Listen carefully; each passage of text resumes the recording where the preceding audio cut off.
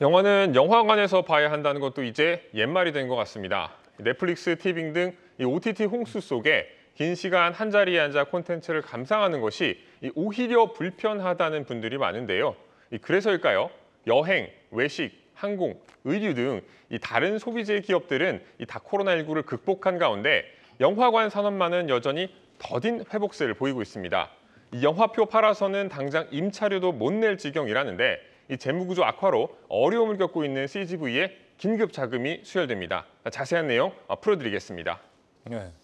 왜 유 기자가 월백을 등지고 서 있는지 좀 모르겠는데 아무튼 잘 들었습니다.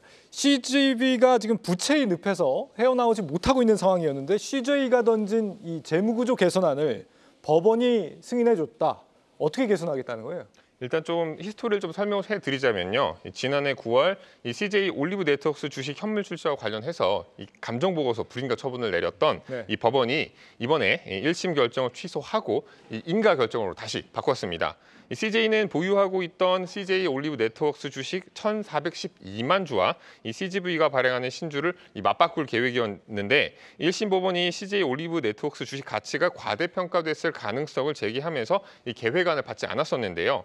하지만 이 CJ가 이 결정에 항소하면서 이 원래 계획했던 대로 CGV 재무구조 개선을 진행할 수 있게 됐습니다. CGV는 제3자 주주 배정 유상증자로 지난해 현금 4,150억 원을 조달한 상태이고 이번 현물 출자로 4,500억 원가량의 CJ 올리브 네트워크스 주식이 추가로 들어오게 됩니다.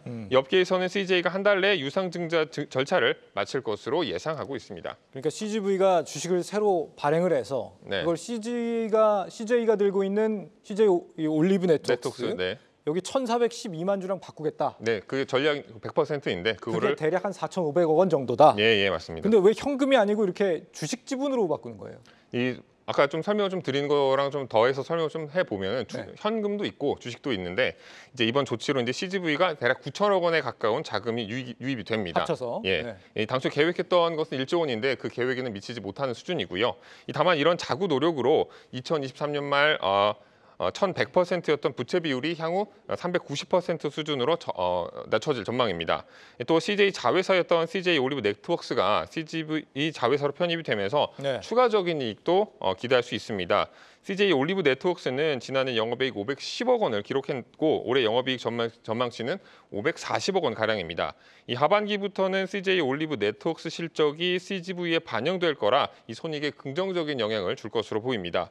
이렇게 부채 비율을 줄일 경우 회사 신용 등급이 올라가는 효과를 얻을 수 있습니다. 신용 등급이 높아지면 돈을 빌리는 조달 금리를 낮출 수가 있고 또 향후 이자 비용을 줄일 수 있어서 그런 점들을 좀 기대하고 있습니다. CJ 올리브 네트워크스가 비상장인데 이게 CJ의 ICT 인프라 담당하는 회사입니다. 이 회사 지분을 지금 CGV가 가져가면서 CGV는 그럼 자본금이 늘어나니까 그렇죠? 그럼 부채 비율이 상대적으로 줄어드는 걸로 나온다. 근데 부채를 그냥 갚으면 안 되는 거예요? 이렇게 꼭 부채 비율을 줄이는 이렇게 어려운 방식으로 해야 되는 거예요? 네, 그래서 제가 좀 추가적으로 좀 취재를 해보니까요.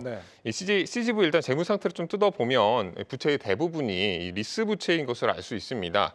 1분기 기준 비유동 리스 부채의 규모는 1조 4,700억 원으로 이 전체 부채의 절반 수준입니다. 여기서 이 리스 부채는 이 임차에서 사용하고 있는 영화관을 말합니다. 이 영화관 부지를 전부 매입해서 사용할 수가 없다 보니까 임대인과 임대차 계약을 맺어서 사용하는 형태인 건데요. 앞으로 남은 임대차 계약 기간을 고려해서 리스 부채를 인식하게 되고 또 지금 이 비중이 높다 보니까 재무 구조가 나빠 보이는 겁니다. 이 문제는 일반적인 차입금과 달리 이 계약 형태인 리스 부채는 돈이 있다고 해서 쉽게 털어내기가 어렵다는 겁니다. 이 전세 살다가 계약 기간 전에 나가고 싶다고 해서 이 무턱대고 나가기 어려운 곳과 비슷하다고 보시면 되는데요. 부채를 직접 줄이는 게 어렵다 보니까 자본금을 늘려서 부채 비율을 줄이고 신용 등급을 올려서 이자율을 조금이라도 낮추려고 하는 겁니다. 이 고무적인 점은 향후 신규 출점 점포가 제한적이다 보니까 이 리스 부채의 규모는 점차 줄어들 거라는 거고요. 또 베테랑2나 조커2 같은 기대작들이 하반기 개봉을 앞두고 있어서 이 영화관을 찾는 관람객 수도 계속해서 늘 것으로 전망됩니다. 대표님, 시간이 없어가지고 질문 하나만 좀 드려야 될 것 같은데 이렇게 CGV 재무 구조가 지금 개선될 것이라는 전망이 나오고 있잖아요. 그렇죠. 앞으로 좀 주가 성장을 기대해봐도 좋습니까? 영화 산업 전반이 좀 어두워서 어떻게 봐야 될지. 저는 이 부분에서 약간 좀 뒤로 좀 부정적인 부분이 좀 있습니다. 네. 사실 부채를 줄이는 게 뭐 자본금을 늘려서 줄이는 것도 있지만은요, 실제적으로 부채는요 이익을 늘려서 줄여야 되는 게 맞는 거죠. 그것을 자본금을 계속 늘린다고 해서 모든 게 움직이지 않는 거거든요. 저는 질문을 드리고 싶어요. 영화관 갈 이유가 뭐가 있겠어요? 지금 현재 상황에서.